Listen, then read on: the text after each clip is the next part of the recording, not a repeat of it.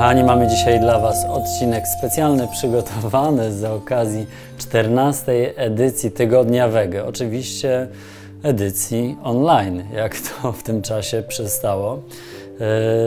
I mamy tutaj dla Was kilka propozycji zainspirowanych tym, że immunolodzy z Polskiej Akademii Nauk stwierdzili, że w obecnym czasie warto ograniczyć spożywanie mięsa i nabiału, ponieważ poprawi to naszą odporność. Pora najwyższa, żeby dostrzeżono, że dieta wegańska należy do diet bardzo zdrowych i ludzie na diecie wegańskiej, jeżeli oczywiście zdrowo się odżywiają, są dużo zdrowsi niż ci, którzy jedzą dużo mięsa i nabiału. I tu długo kłóciliśmy się, jaki tytuł nadać dzisiejszemu odcinkowi, dlatego, bo będziemy dużo robić takich odpowiedników niby nabiałów, i maślanka, nie maślanka, jogurt, O tym za chwilę nazwaliśmy ten odcinek wegańskimi sposobami na wzmocnienie odporności. Dlatego, że w dzisiejszym odcinku będziemy dużo mówili na temat tego, jak działają na nasz organizm i szczególnie na nasze jelita kiszonki. A to przecież kiszonki odpowiedzialne są za to, że nasza flora bakteryjna ma się dobrze, a jak flora bakteryjna ma się dobrze,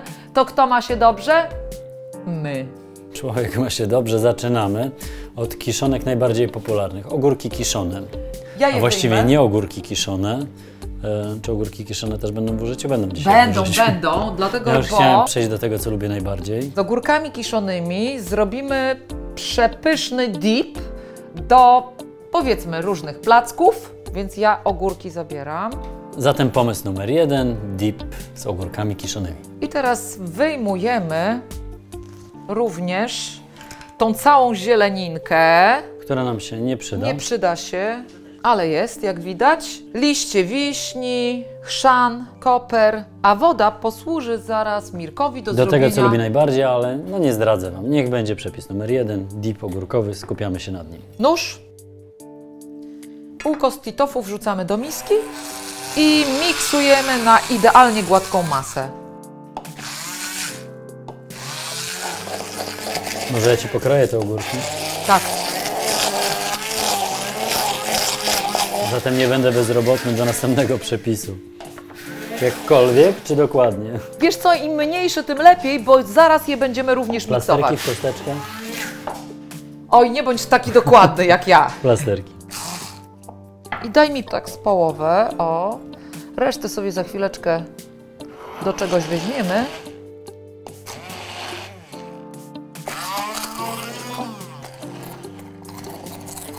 Możemy już dodać mleko kokosowe, gdyż chcemy, żeby dip był rzadszy. Nie trzeba go dużo. I zobaczcie, mamy taką podstawę dipu z ogórkami kiszonymi i tu możemy zacząć się bawić. Na pewno dodamy czarny pieprz, bo on fajnie podkreśli smak dipu. Ale to nie wszystko, ponieważ dla odporności, ale oczywiście dla smaku także. Dodamy jeszcze łyżkę chrzanu. Chrzan jest bakteriobójczy i powinniśmy starać się wybierać taki, który nie ma kwasku cytrynowego, bez mleka w proszku, ponieważ nasza dieta jest dietą wegańską. Albo na przykład sami możemy go utrzeć. Żeby podkreślić jeszcze aromaty i ku zdrowotności, my dodamy asafetydę, która działa... Asafetyda, czyli zapalniczka cuchnąca w smaku przypomina cebulę, troszkę może czosnek, zależy z czym ją połączymy, ale za to nie obciąża wątroby i żołądka, tak jak czyni to cebula. Ale na przykład, jeżeli chcecie, to ku zdrowotności możecie do takiego dipu dodać sobie czosnek. My stosujemy asafetydę, bo tak jak powiedziałem, ona nie obciąża wątroby i żołądka, a w dodatku w ajurwedzie stosowane jest jako lekarstwo tonizujące te oba organy. I to by było na tyle, jeżeli chodzi o ten jeden... A nie! Jeszcze dodamy różne oleje, ponieważ oleje mają witaminy rozpuszczalne w tłuszczach i są nam one potrzebne. Trzymam? Dolejesz oleje. Dobrze, to w takim razie sięgnę je z lodówki. Olej dodatkowo spowoduje, że nasz dip będzie bardziej kremowy, będzie miał fajniejszą konsystencję i właśnie dip jest świetną okazją, żeby korzystać z olejów, ponieważ nie podgrzewamy dipu, nie zabijamy żadnych wartości odżywczych, które mają w sobie oleje tłoczone na zimno. Specjalnie wyjęłam tutaj kilka olei. Jeden pójdzie do następnego dipu, a tutaj dodamy z wiesiołka. O, zazdroszczę Ci. Damy mniej więcej łyżkę, nie trzeba więcej. Następne oleje wykorzystamy w kolejnych propozycjach. I jeszcze szczypta soli. Taka większa szczypta soli. Jeśli chodzi o sól, my korzystamy na co dzień z soli kłodarskiej. Ona tutaj jest taka biała i gładka, dlatego że wcześniej ją zmiksowaliśmy i dzięki temu łatwiej się rozpuszcza w potrawach. I pierwszy dip gotowy. Przystępujemy do kolejnej propozycji, czyli następny dip.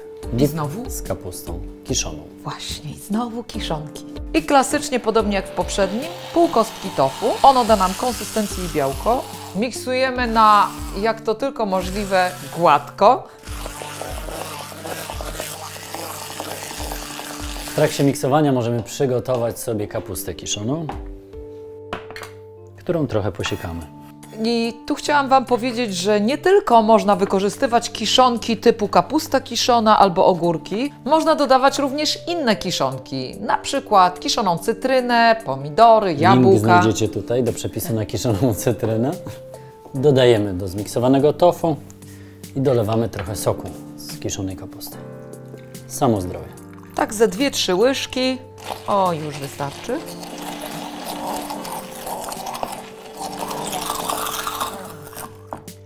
Odrobinę kurkumy i czarnego pieprzu.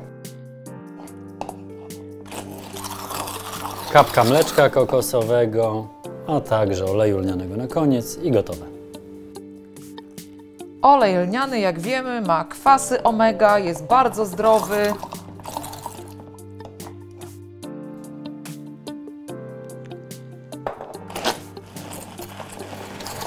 I nawet jeśli nie każdy z Was toleruje smak oleju lnianego, to ten dip na pewno ten smak ukryje, tak że nie będzie Wam przeszkadzało. Można jeszcze dosolić, jeżeli ktoś potrzebuje, ale akurat my mamy wodę z kapusty kiszonej, znaczy sok z kapusty kiszonej dosyć słony, więc nie będziemy dosalać.